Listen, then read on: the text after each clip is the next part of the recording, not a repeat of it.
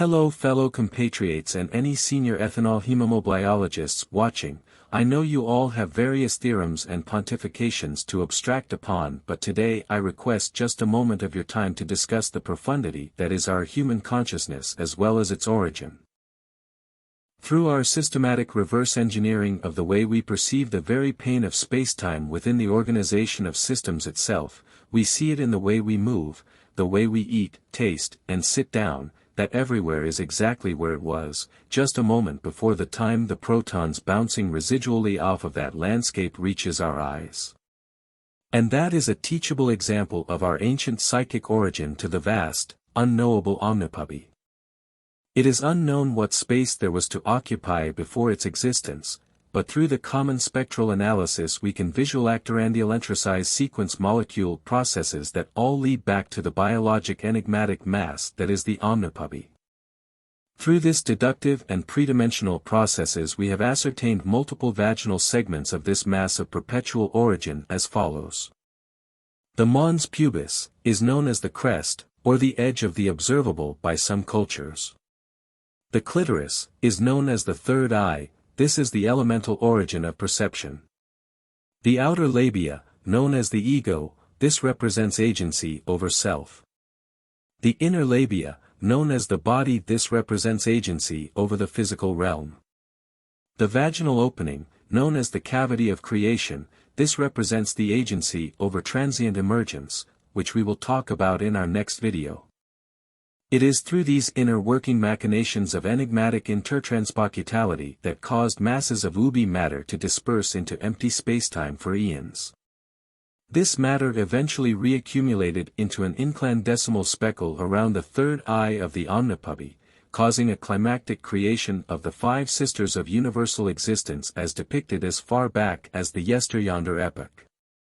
Before we divulge into the sisters of universal existence, SUE for short, we must discuss how these primordial beings came to be and how they transtroponucate into our daily lives, and the reasons for this is very simple. Please put your phone away, and this is because of the simple practications of subatomic retard theory. I know. A lot of you learned all about this in your bioretardical materials in your post-advanced technician Euthon paradoxicals, but bear with me here while we do a crash course. To put this in simple layman's terms, residual Omnipubby matter from billions of years ago, long after the creation of the five sisters, have slowly gravitated together in a cohesive mass called the Omnipubby flow. This mass of material is naturally gravitated to porous spacetime cum. This interaction creates a fusion creation that instantly interflagignates the positive and negative energies of the universe, thus creating stable retarded matter, both positive and negatively charged. These stable retard molecules undergo plasmasmatic dispersal, passing through the various scores of background Omnipubby radiation that governs all particles in the observable universe. And it is through this plasmasmatic emergence, forms infinite new life-form matter that brinks along the bleeding edge of the Omnipubby realm. And this is indicative to the inner machinations of our very organs, even though it's yucky.